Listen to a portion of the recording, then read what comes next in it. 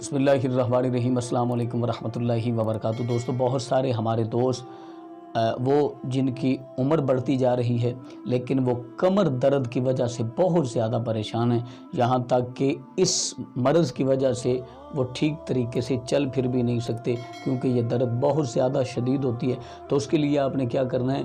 کہ 1 چمچ لیموں کا رس اور 1 چمچ لہسن کا رس، لہسن اور لیموں کا 1 چمچ رس لیں اور ساتھ 2 چمچ پانی لیں، اس کو مکس کریں اور مکس کر کے 1 چمچ صبح اور 1 چمچ شام روزانہ استعمال کریں۔ انشاءاللہ چند دن کے استعمال سے آپ اس بیماری سے نجات حاصل کریں گے اور ہمیں اپنی دعاؤں میں یاد رکھیں گے اور دعاؤں سے نوازیں گے، کیونکہ